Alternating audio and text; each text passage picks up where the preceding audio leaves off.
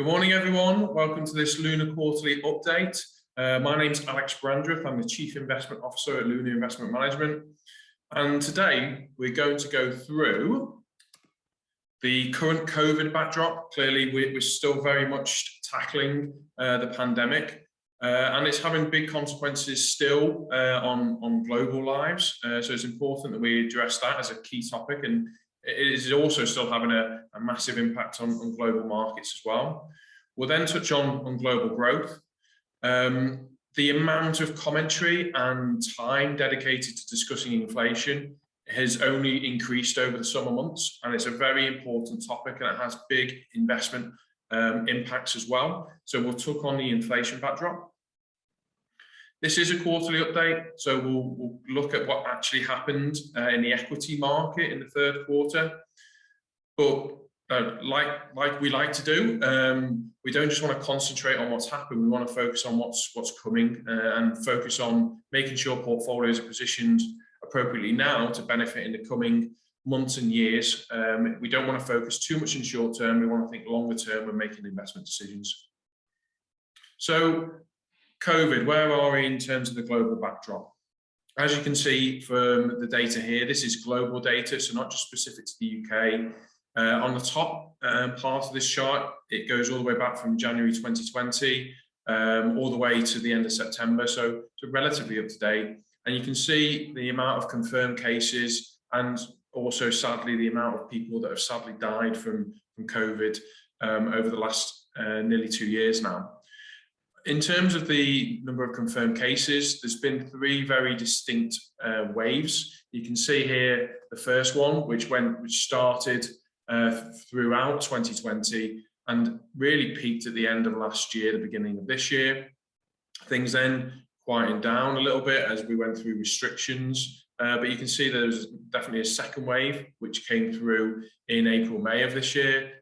Before that, started to fall away, and then more recently, again, we've seen another wave which has been driven by the Delta variant. And again, encouragingly, you are starting to see these numbers starting to come back down now, which is clearly a positive.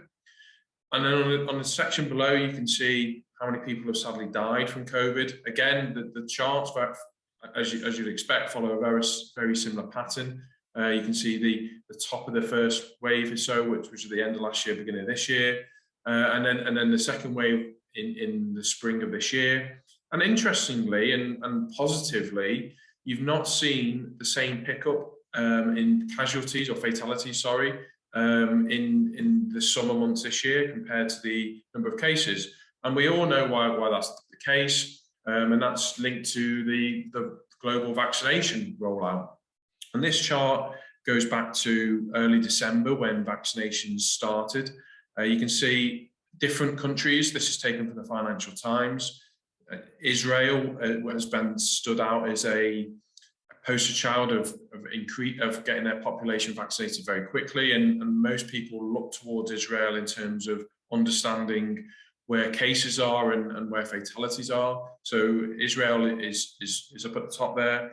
And you can see that they have actually passed more than one vaccine per person. So this chart here shows the total number of doses administered per 100 residents, and you can see that they're through 160. So, i.e., that people are getting not just the first vaccine, the second vaccine, and as we know over the coming months, that people are going to be picking up their boosters as well. And you can see that's started to pick up in Israel more recently.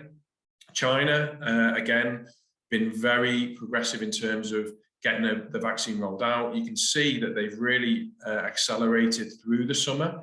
In May, they were down here in terms of vaccination per resident, and it's very much accelerated throughout the summer to overtake the UK and Canada, which have been the better, more developed markets in terms of vaccination rollout.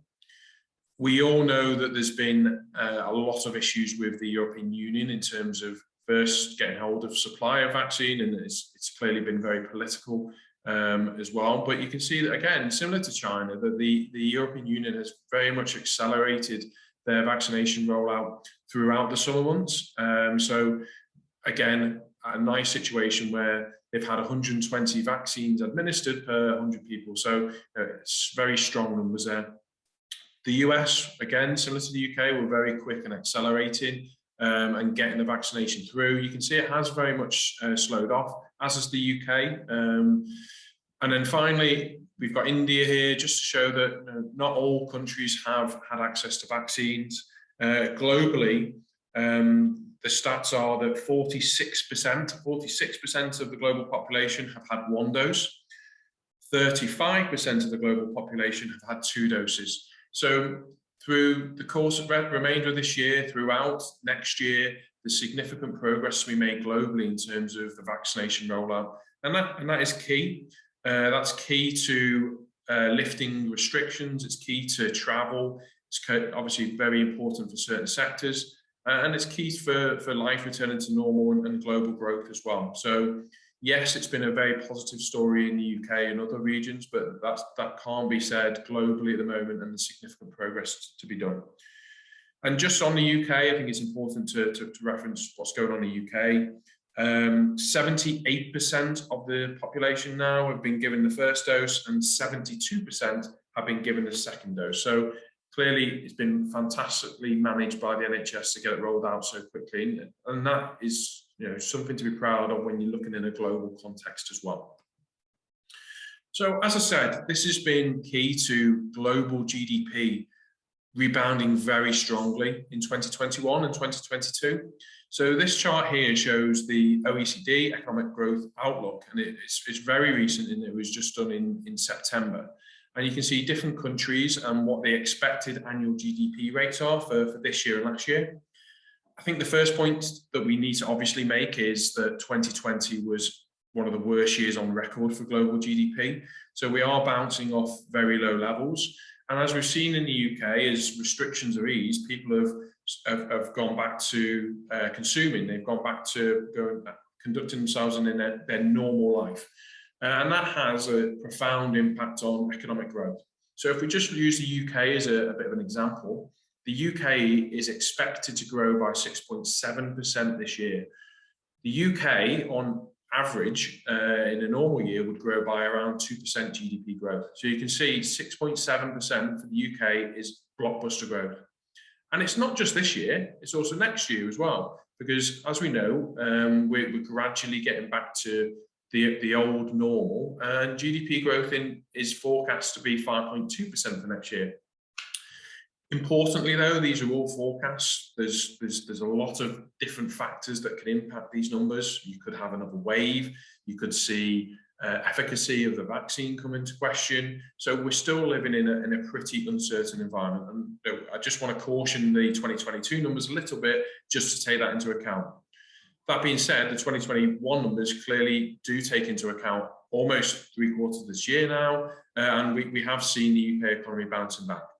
But importantly for investors, and we spent a lot of time talking about the UK, but significant proportion of earnings within the FTSE 100 are derived from outside the UK. So it's important that we look at what's going on globally as well. And that's the purpose for showing this chart. And at the top of this chart, you can see that China is forecast to grow by 8.5% this year, and then just below 6% next year. The next superpower nation, the United States, or the #1 superpower nation, is forecast to grow at 6% this year, ahead of the global growth expectations of 5.7%, and then equally looking to grow by just under 4% next year. That is very strong growth in the context for the US as well. The US in normal times would be expected to grow by 3% on an annual basis. So this year is going to be double, and next year is going to be above average as well. So what is triggering this period of surging economic growth? I mean, we've touched on it to a certain extent in terms of consumption. Consumption in developed markets is one of the biggest factors for driving economic growth. And as we know, and have all lived through over the last 18 months or so, COVID has been a weird recession in that people have actually come out of this recession feeling wealthier. Or the unemployment rate has been kept low because of furlough and government schemes. But because of the fact that we couldn't travel, we couldn't consume, we couldn't spend, the health of the general population is very strong, and the savings ratio in the UK is very strong. And that's not just the case for consumers, it's also the case for businesses as well. I fully appreciate that certain sectors are still going through a very tough time, whether it be the airline or hospitality industry. But outside of those areas, there has been a strong rebound for growth. Business investment has recovered quicker than it has in any other recession. And that has a key driver to economic growth as well, whether that be hiring, pushing wages up, or also capital expenditure as well, which is starting to pick up. And the final reason why economic growth has really surged this year and is forecast to surge next year is government stimulus. Now, we've already touched on the furlough scheme within the UK, but in the US, they were actually mailing checks out to people to go and spend money because they realised that consumption is such a big part of getting the US economy up and roaring. So that's had a positive impact in terms of economic growth this year as well. When demand is strong and economic growth is accelerating, inflation often, as we've seen in previous recessions and cycles, tends to pick up. And that's certainly the case at the moment. So one of the consequences of this economic rebound is that inflation is starting to pick up. This is consumer price inflation, CPI, and it's just focused on the UK and from the Office of National Statistics. This chart goes all the way back to 2011, so you can see what happened when we were coming out of the financial crisis, and inflation at one point did touch 5%. So inflation falling away gradually over the course of the next 4 or 5 years. Then we had this big shock here, it was really around sterling and the Brexit referendum vote, which pushed inflation higher in the UK again. But it had been on a downward trend because demand was slightly weaker, and then that was accelerated through COVID.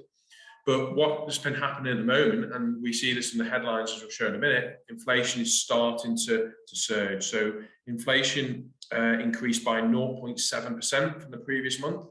It's now at 3.2%, which is significantly higher than the inflation target set by the Bank of England. And despite the fact that inflation has picked up, inflation is one of the more easy things to economically forecast. And it's expected that over the course of the next few months that inflation is going to continue to rise. And the Bank of England were talking about this before the summer events and said that they felt that inflation would pick up to around 4% in the next few months. That being said, since the Bank of England have said that, you've seen significant changes in the market. You've seen more wage inflation, you've seen shortages, you've seen natural gas prices started to surge. So the expectation is that inflation is going to run above that 4% target, potentially get back to the levels that we saw back to 2011. So my final point on this is inflation is back to the levels that hasn't been for 10 years or so. It's higher than this level in 2016, 2017. Expect inflation to continue to accelerate over the course of the next few months, which means it's going to be in the headlines for a little bit longer yet. So what's driving inflation? Well, as we touched on, the gas prices, particularly in the UK, have spiked over the summer months. That's not just in the UK, that is happening globally as well. US and European gas prices have started to go up. There are some signs of wage inflation, which is being driven by certain sectors seeing labour shortages, which is pushing through. And if we're a consumption-based economy, the more wages that we have in our pocket, the more likely we go out and spend, and that pushes up the cost of goods as well. The more recent developments with what's been going on at petrol stations has had an impact in petrol prices in the UK, which will be pushing inflation up as well. Shipping costs and freight costs have been a very important factor, and this has been mentioned several times by companies in recent months and weeks as well, in that the cost of shipping goods around the world has increased significantly. There was clearly some disruption with the Suez Canal earlier on in the year, which has had an impact, and COVID's had an impact as well. So there's not enough shipping containers at the moment, which means that the price is going up significantly. This just touches on what we were saying earlier in terms of some companies highlighting costs are starting to have an impact. And for us as investors, that's something that we need to be very much mindful of, and looking for good quality businesses that can then pass on these higher levels of inflation. And equally looking for companies with big margins, so if they can't pass on these higher inflation costs, that at least that they can be absorbed within the margins for a short period of time. And just to highlight that point that it's not just a UK-centric inflation issue at the moment. It's very much going on globally. This is again taken from Reuters, which just shows German inflation's accelerated to a record pace in September as well. The US is running at inflation of over 5% at the moment on an annual basis. So there are areas around the world where you're starting to see more inflation. The purpose of this chart was to show from different sources and different ways that there's definitely a lot of inflation within the system at the moment. And one of the biggest risks from inflation is for low risk asset classes and traditional safe havens like cash. And we've got a quote here from Milton Friedman that said, "Inflation is the one form of taxation that can be imposed without legislation." And that's incredibly important. And it's incredibly important in the environment that we're going at the moment, because if inflation's running at 3.2%, Bank of England interest rates at 0.1%, if you're lucky, you can get 0.5% of the bank. Excuse me, that's a big difference in terms of what inflation is running at and also what you can get. So that's gradually eating away at your savings and is a tax. And that tax at the moment is only accelerating, as I've just talked about, because inflation's expected to pick up to 4 or 5% over the coming months. And interest rates within the UK, I mean, we can talk about where they'll be in 3 years' time, but in the next year or so, very much are going to be rooted to the levels that they've been at since COVID started, 0.1%. So this gap is only getting wider. This chart here shows the retail price inflation in the UK, not consumer price inflation. What you would have had if you'd invested 10 years ago, you had £100,000, and what the inflation impact would have been. And that's roughly over £130,000.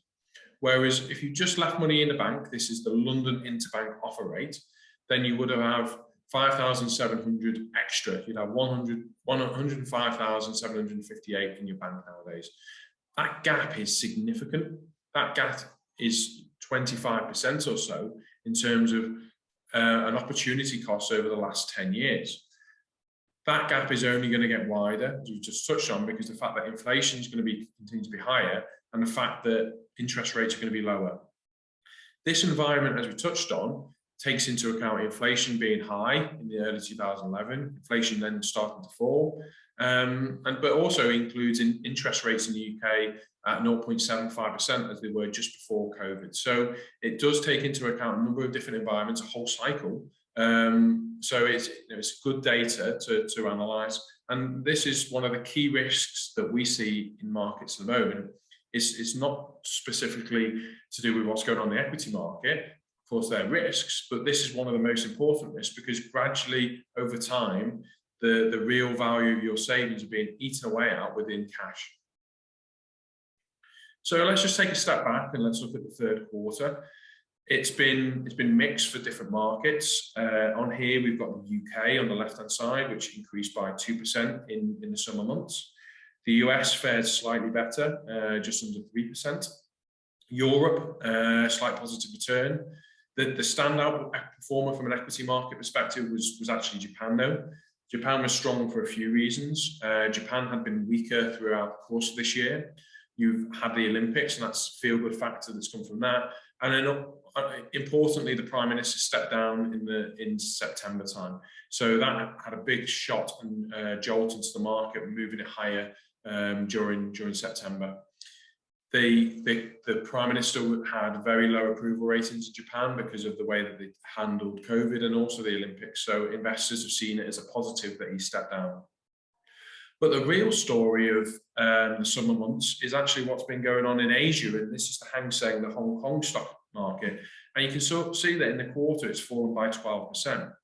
There's been a number of factors that have impacted China over the course of the summer. The first was the authorities turned around to the education sector and basically just turned a non-profit very quickly. The Chinese populace were highlighting concerns about not being able to afford to send their kids to school. And the authorities just turned around and said, well, let's make it very easy for people to send their kids to school and want to have more kids. China has had a one-child policy for a number of years. They're trying to move away from that because of the demographic issues that's created. So China announced that, and that had a big impact on specifically the education stocks, but that widespread feeling knocked confidence in the area to invest as well. After that, there's been some technology changes as well, in that they're targeting the technology sector, specifically trying to reduce the amount of hours that children are spending on their platforms, which from a health perspective can only be seen as a positive, but from an investment perspective was taken again by investors as a bit concerning, that fact that you've got more political intervention coming through China. And then more recently, there's the Evergrande issues in terms of what's been going on in the commercial property market in China. And there's certainly some risks that are starting to appear there, and debt concerns as well. So there's a number of reasons why investors have been more concerned about China. Now, this is only a quarter though. It's important to take this into context. We're not just investing for a quarter. That being said, it has been a pretty good quarter for Luna. We have a bias towards the UK. We have a bias towards the US.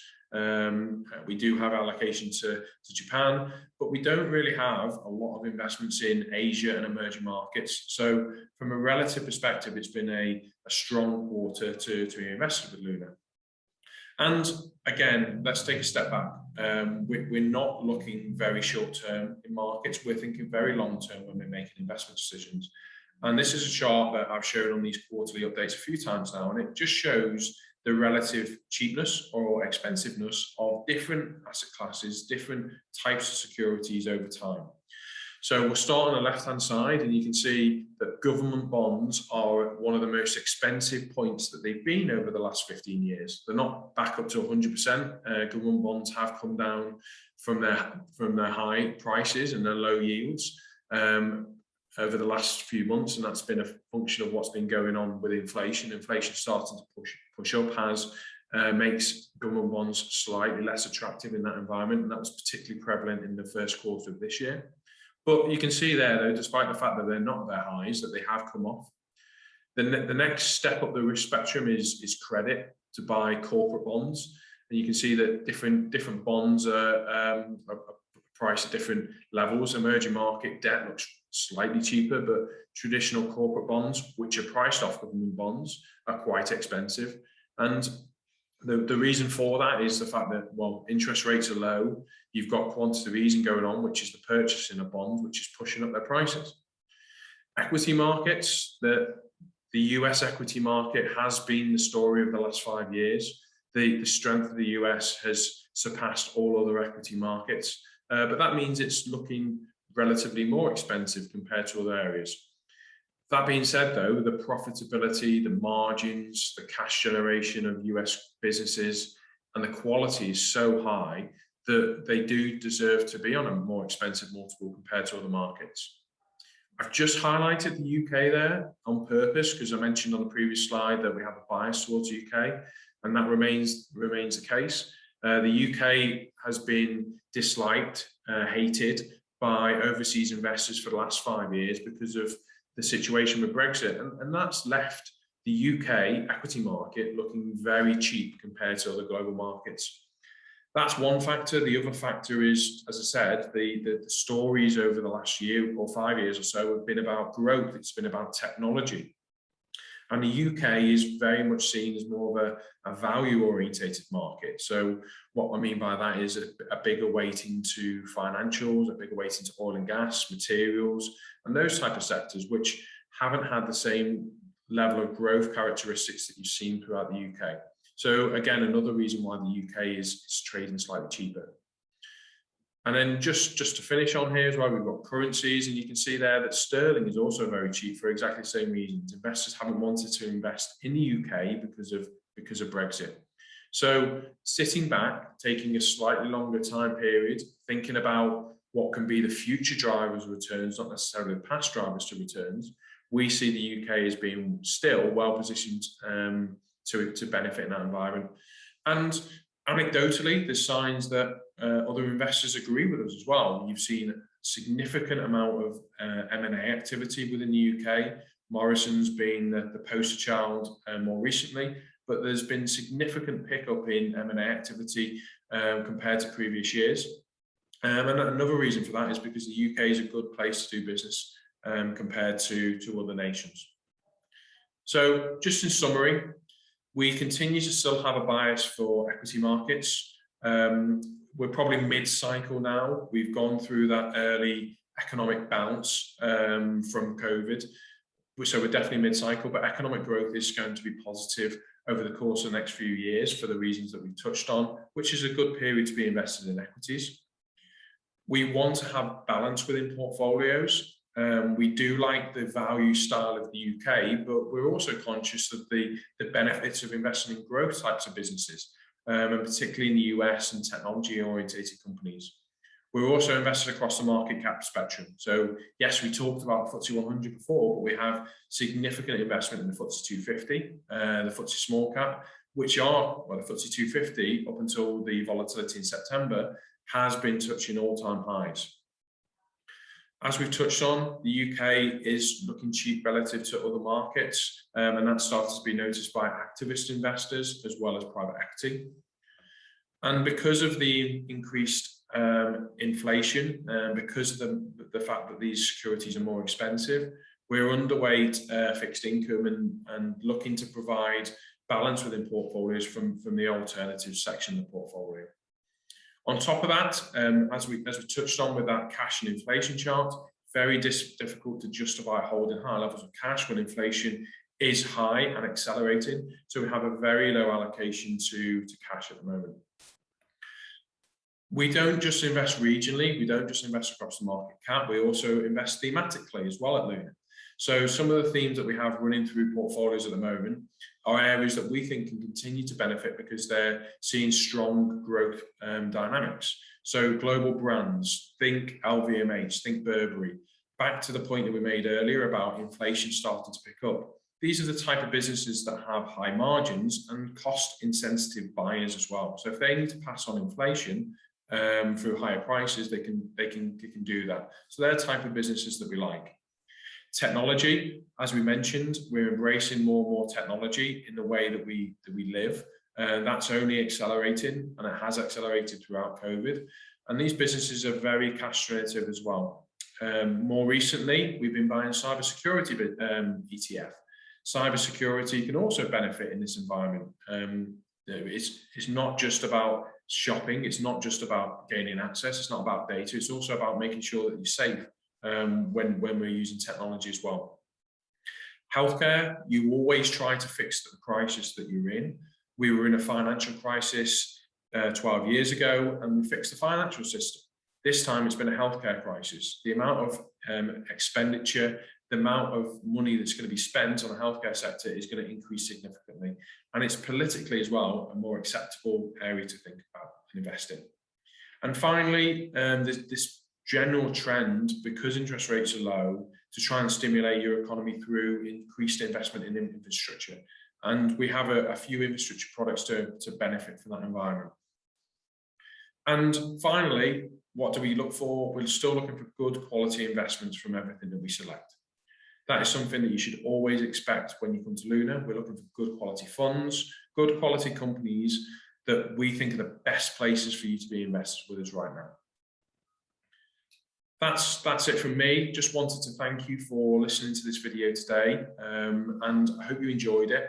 Any feedback or comments is always welcome, and we hope you're all well. Look forward to seeing you all soon. Bye now.